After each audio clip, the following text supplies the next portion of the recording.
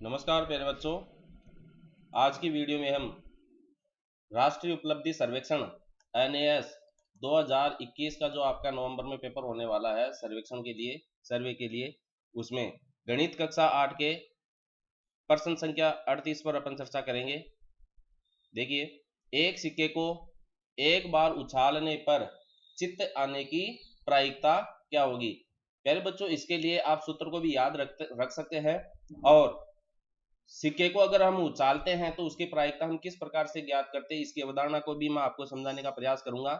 देखिए, सबसे पहले तो प्रायिकता को जिसे हम पी से लिखे और इसके सूत्र की बात करें तो हम क्या करते हैं, अंश में क्या लिखेंगे, प्राप्त होने वाला परिणाम। प्राप्त होने वाला परिणाम जनरल फॉर्मूला बता रहा हूं मैं आपको, बहुत ही अच्छा, जीवन में कभी नहीं भूलोगे आप। प्राप्त होने वाला परिणाम कि आपको प्राप्त क्या हो रहा है, और कुल परिणामों की संख्या, कुल परिणामों की संख्या। अब वास्तविकता में क्या है कि जो परिणाम शब्द होता है उसकी जगह हम प्रायिकता में घटना शब्द काम में लेते हैं, तो आप इसको इस तरह से भी याद रख सकते हैं, प्राप्त होने वाली घटना बट्टा कुल घटनाओं की संख्या। जैसे एक सिक्का होता है तो प्राय हम देखते हैं सिक्के के ऊपर नीचे दो तल होते हैं, तो एक को अपन हेड कहते हैं और दूसरे को हम टेल कहते हैं, यानी कि चित्त और पट अपन इसको बोलते हैं, चित्त और पट। तो यदि एक सिक्के को आप उछालते हैं तो आपको क्या परिणाम प्राप्त हो सकते हैं, या तो आपको चित्त प्राप्त हो सकता है या आपको पट।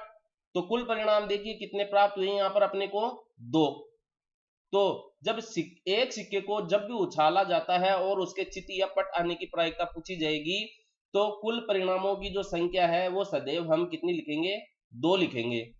तो देखिए, प्रायिकता के लिए इसकी जो प्रायिकता है, एक सिक्के को एक बार उछालते हैं तो कुल परिणाम तो आपने नीचे लिख दिया, परिणामों की संख्या 2 होगी।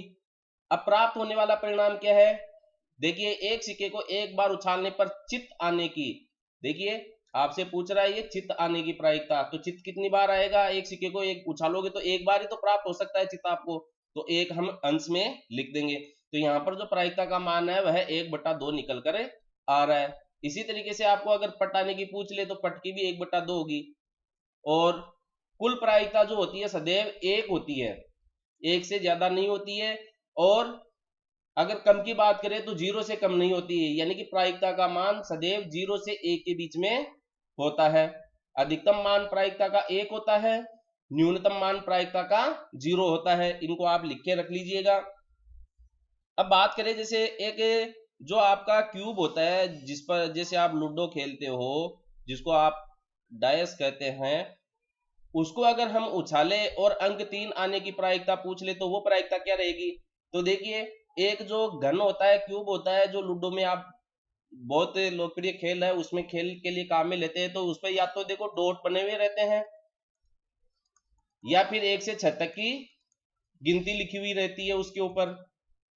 तो 1 से 6 तक की गिनती का मतलब हो गया, अगर हम एक पासे को उछालते हैं तो हमें कुल कितने परिणाम प्राप्त हो सकते हैं, 1 से लेकर 6 तक के अंक की परिणाम प्राप्त होंगे, यानी कि कुल 6 परिणाम प्राप्त होते हैं। तो हम हर में कितना लिखेंगे, हम हर में 6 लिख देंगे।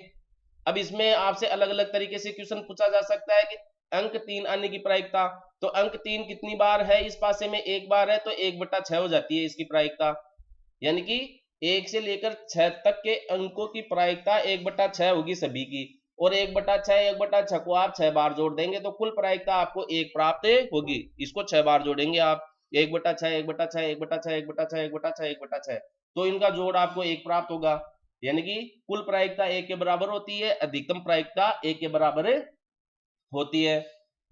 इस प्रकार से यदि एक पासे के अंदर ही आपको देखते हैं, जैसे गिनती अपन लिखे 1 2 3 4 5 6, तो इसमें सम अंक देखो कौन कौन से हैं, 2 4 6।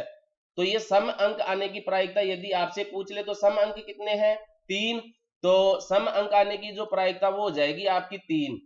वो अंश में तो अपन लिख देंगे 3, परिणाम अपने को कितने प्राप्त हो सकते हैं, 3, इसलिए 3/6 हो जाएगी, और कुल परिणाम कितने अपने पास 6 है। तो 3/6 का मतलब हो गया, 3 में 3 3 का भाग चला जाएगा दोनों में, तो 1/6 3 आगे हल करके अपन इस तरीके से इसको लिख सकते हैं। तो 5 का सवाल आपको याद रखना है, जब भी हम सिक्के को उछालते हैं तो कुल परिणाम अपने को 2 प्राप्त होते हैं, कुल घटनाएं 2 प्राप्त होती है। तो हर में तो हम कुल कितने परिणाम प्राप्त हो सकते हैं किसी भी घटना को घटित होने में, वो लिखते हैं, और अंश में हम उस मान को लिखते हैं जो हमें प्राप्त होता है रिजल्ट के रूप में।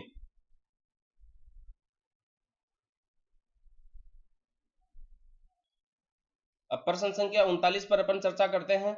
दिए गए चित्र में एबीसीडी एक समांतर चतुर्भुज है। प्यारे बच्चों, नाम लिखा है समांतर, यानी कि समान अंतर।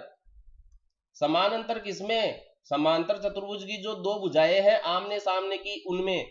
यानी कि अगर हम लंबवत रेखाएं इनके बीच में खींचे तो ये सभी लंबवत रेखा है, वो रेखाओं की जो लंबाई है, सभी लंबवत रेखाओं की लंबाई आप कितनी दूर तक इसके बीच में खींचते रहे, अगर हम इसको आगे अनंत तक आगे बढ़ा दें और इनके बीच में ये लंबाई ज्ञात करना चाहिए तो वो हमेशा बराबर रहती है, समान अंतर रहता है। अगर 5 सेंटीमीटर की है ये, तो ये सभी लंबाइयां जो है लंबवत रेखाएं हैं 5 सेंटीमीटर की ही होती है, इसलिए इसको कहते हैं समांतर रेखाएं।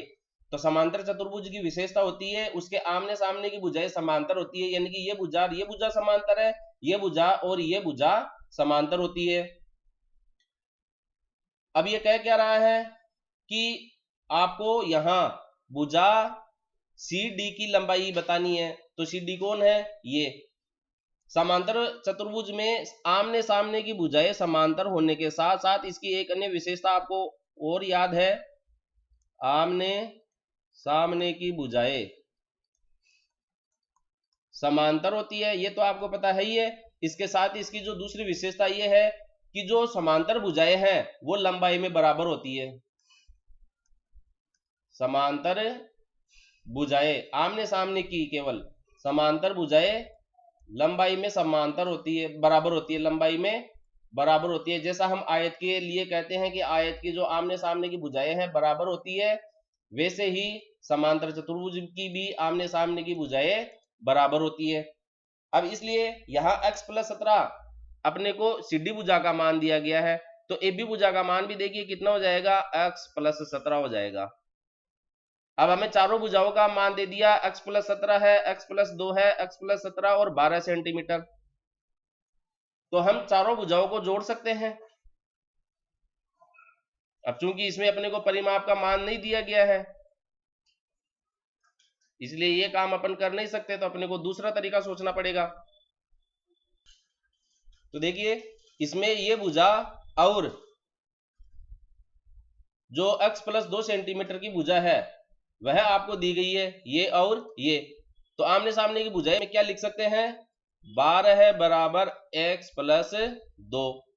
तो ये एक चर वाला रैखिक समीकरण प्राप्त हो गया। यहां से x का मान ज्ञात करने के लिए अपन 2 को इधर हस्तांतरण कर सकते हैं। तो 2 इधर प्लस का है तो इधर आके क्या हो जाएगा, माइनस का हो जाएगा, बराबर x प्राप्त हो गया। 12 में से 2 गया तो 10, यानी कि हमें x का मान कितना प्राप्त हो गया है, 10 प्राप्त हो गया। अब ये x का मान यदि हम यहां पर रख देते हैं तो अपने को सीधी भुजा का मान पता चल जाएगा। तो देखिए x का मान 10 रख दीजिए, तो ये हो गया आपका 10 + 17 बराबर 27 सेमी। तो ये भुजा भी आपकी 27 सेमी है और ये भुजा भी आपकी 27 सेमी है, जो कि ऑप्शन नंबर 2 में आपको दिया गया है। तो इस तरीके से हमें जो भी तरीका आप लगाते हैं, अगर उस तरीके से आप प्रश्न को हल नहीं कर पा रहे हैं तो आप अपना तरीका बदल लीजिए। परिमाप के क्वेश्चन में प्राय क्या होता है कि आपको चारों भुजाओं का योग करके पूछा जाता है, परिमाप दिया गया होता है, लेकिन ये अलग टाइप का क्वेश्चन है। तो इसमें देखिए x x ये दोनों एक जैसे हैं, तो हमने क्या किया, यहां से इन दोनों भुजाओं को बराबर करके x का मान ज्ञात कर लिया और x का मान यहां पर रख के अलग तरीके से ज्ञात कर लिया। तो आपका ऑब्जेक्टिव टाइप प्रश्न पत्र होता है, उसमें आपको ये नहीं करना होता है कि जो तरीका किताब में आपका दिया गया है उसी तरीके से आपको प्रश्न हल करना है, ऐसा कदापि नहीं है। परीक्षा में आप किसी भी तरीके से एक प्रश्न को हल कर सकते हैं, आपको उत्तर सही प्राप्त होना चाहिए। कोई भी तरीका आप लगा सकते हैं अपनी मर्जी से। मैं तो 2 × 2 हो सकता है, जो सामान्य तरीका अपना होता है ये करके करूं, और कुछ हो सकते हैं जो वैदिक गणित से गुणा करे। तो आप कोई भी तरीका अपना कर प्रश्न को हल कर सकते हैं। अगले वीडियो में हम अगले प्रश्नों के हल को लेकर आएंगे। धन्यवाद।